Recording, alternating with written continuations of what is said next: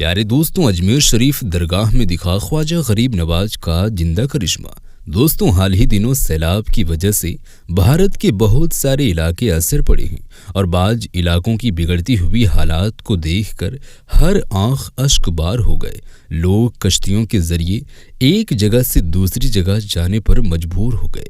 یہ پانی جب اجمیر شریف درگاہ میں پہنچا تو حضرت خواجہ غریب نواز رحمۃ اللہ تعالی علیہ کا ایک ایسا کرشمہ دکھا کہ وہاں پر موجود تمام لوگوں کی آنکھوں سے آنسو جاری ہو گئے۔ مزار پر ہر ایک ہندو بھی اللہ اکبر کے نعرے لگانے لگے۔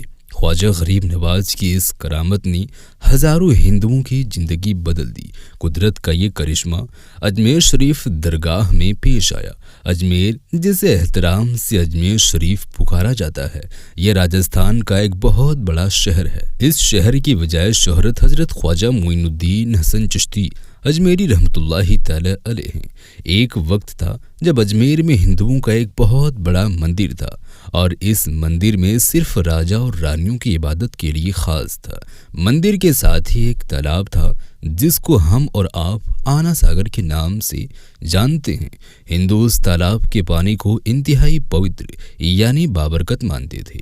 ان کا ماننا تھا کہ جو بھی اس تالاب میں نہا لے گا اس کے سارے گناہ جھڑ جاتے ہیں۔ کہتے ہیں اس مندر میں رات کو اتنے چراغ جلتے تھے کہ رات 3.5 من تیل ان چراغوں میں استعمال ہوتے تھے۔ ارد گرد کے کئی دیہات مندر کے نام تھے، یعنی ان دیہات کی آمدن مندر پر خرچ ہوتی تھی۔ اس مندر میں ہزاروں لوگ رہتے تھے جن کا کام آنے والوں کی رہنمائی دیکھ بھال کرنا تھا کہ کون سا خدا بیٹے دیتا ہے اور کون سا دیوتا صحت اور تندرستی کا مالک ہے اور کس مورتی کی پوجا کرنے سے دولت مہربان ہوتی ہے۔ حضرت خواجہ غریب نواز رحمۃ اللہ تعالی علیہ اس مندر میں تشریف لے گئے اور آنا ساگر سے کچھ فاصلے پر چٹائی بچھا کر اپنے مریدوں کے ساتھ بیٹھ گئے۔ عصر کا وقت ہونا ہی چلا تھا، لہٰذا آپ رحمۃ اللہ تعالی علیہ نے حضرت قطب الدین بختیار کاکی رحمۃ اللہ تعالی علیہ سے اذان دینے کا کہا۔ کفر و شرک کے گڑھ اجمیر شریف میں اللہ کی وحدانیت پر محمد مصطفیٰ صلی اللہ علیہ وسلم کی رسالت کا یہ پہلا اعلان تھا۔ وہ لوگ اسلام سے مکمل طور پر لا علم تھے، نہیں جانتے تھے کہ اسلام کیا ہے۔ چنانچہ اذان کی آواز سن کر وہ حیران ہو گئے اور اپنے گھر سے نکل آئے۔ سب مسافروں نے آنا ساگر کے پانی سے وضو کیا اور نماز پڑھنا شروع کیا۔ سب ہندو حیران رہ گئے کہ سب بھگوان تو اندر ہے تو یہ لوگ آنگن میں کس بھگوان کو سجدہ کر رہے ہیں۔ جب شام ہوئی تو راجا کے اونٹ جو دن میں چرنے کے لیے گئے ہوئے تھے اپنے چارواہوں کے ساتھ واپس آنے لگے۔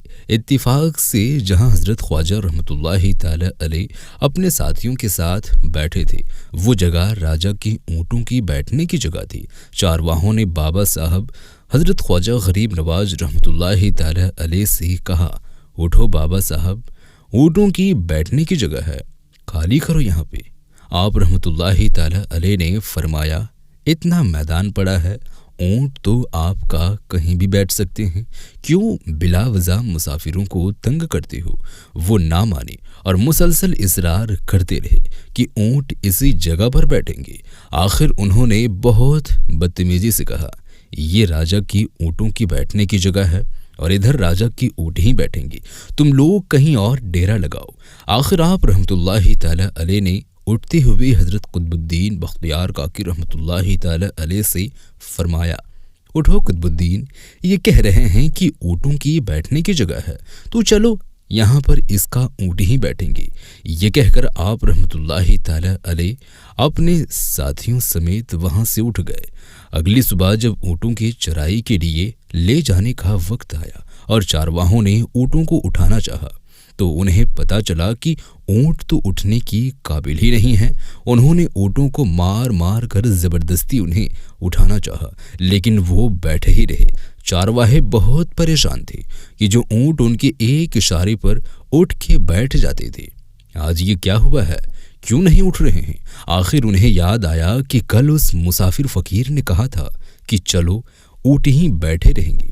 لوگ اکٹھا ہونا شروع ہو گئے۔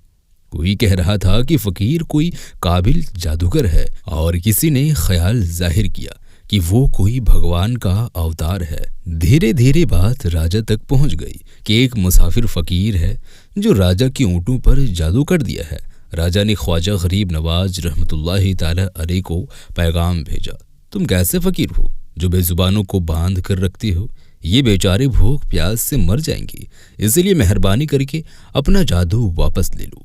आप रहमतुल्लाहि ताला अलैह ने फरमाया, हम मुसलमान हैं और मुसलमान बद्दुआ नहीं करते, ना ही जादू करते हैं। जाओ कहो कि जिसके हुक्म से बैठे थे उसी के हुक्म से उठ खड़े हो। अब जो जाकर उठाया तो ऊंट फौरन उठ गए। हिंदुओं की दिलचस्पी उन मुसाफिरों में बढ़ने लगी। पांचों वक्त अजान होती और नमाज अदा की जाती। आखिर राजा तक ये बात पहुंच गई कि कुछ फ़कीर आए हैं जो मुसलमान हैं, पांचों वक्त अजान देते हैं और हमारे पवित्र तालाब को हाथ मुंह पूरे बदन को धो करके भ्रष्ट करते हैं, यानी कि नापाक करते हैं, और तो और हमारे धर्म के खिलाफ बातें भी करते रहते हैं। कहते हैं कि यह मूर्तियाँ पूजने के काबिल नहीं हैं, ये तो महज एक पत्थर है, इसीलिए उन्हें यहाँ से उठाया जाना चाहिए। राजा ने फ़कीरों को पैगाम भिजवाया कि तुम लोग मांस गोश्त खाते हो, हमारे धर्म के खिलाफ बोलते हो, और तो और हमारे पाक तालाब को अपने हाथ डालकर नापाक करते हो, जो हम बर्दाश्त नहीं कर सकते, इसलिए तुम लोग यहाँ से चले जाओ। आप रहमतुल्लाहि ताला अलैह ने फरमाया कि और भी तो इतनी दुनिया आती है, हमारे पानी ले लेने से कौन सी कमी आ जाएगी। लेकिन वो कहने लगे कि वो सब हमारे अपने धर्म के लोग हैं और तुम दूसरे धर्म के हो। आइंदा तुम लोगों ने तालाब को नापाक किया ना तो हम सख्ती से पेश आएंगे।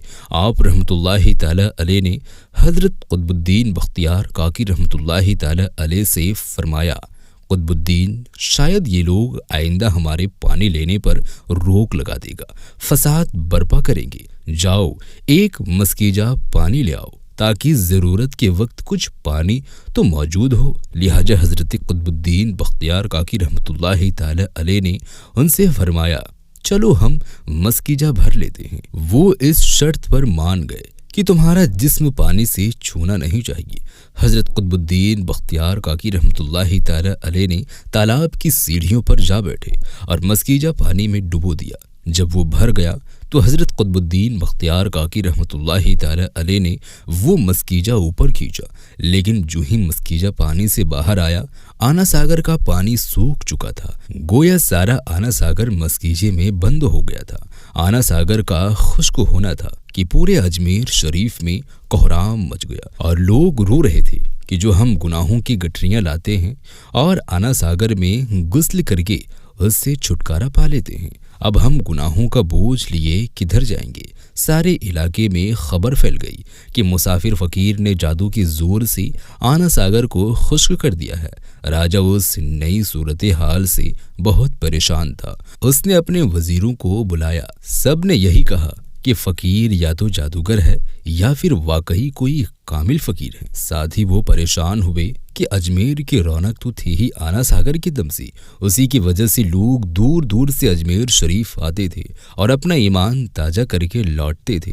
आना सागर के खुश्क हो जाने से हिंदू धर्म की प्रचार को बहुत बड़ा धक्का लगेगा और ये बहुत अफसोसनाक बात थी।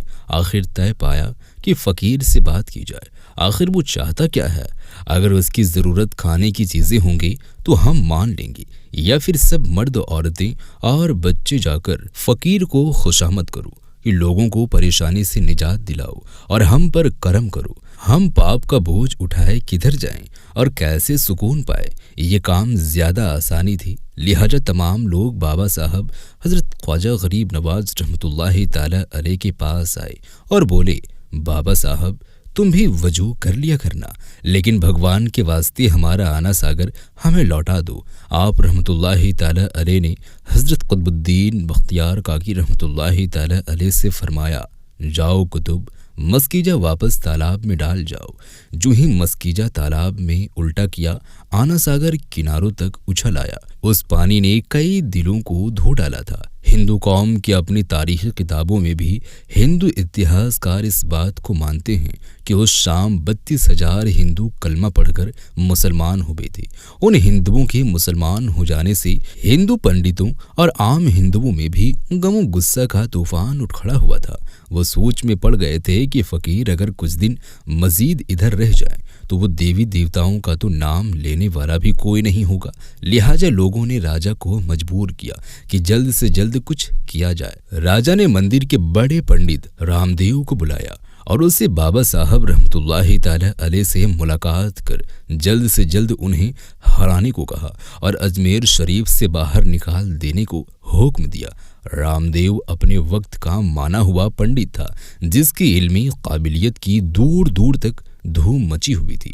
اس نے راجا کو یقین دلایا کہ جلد ہی راجا کو کوئی اچھی خبر سنائے گا۔ رام دیو بابا صاحب حضرت خواجہ غریب نواز رحمۃ اللہ تعالی علیہ کے پاس آیا اور الٹے سیدھے سوالات کرنے شروع کر دیے۔ حضرت خواجہ غریب نواز رحمۃ اللہ تعالی علیہ نے خاموشی اختیار کی رکھی۔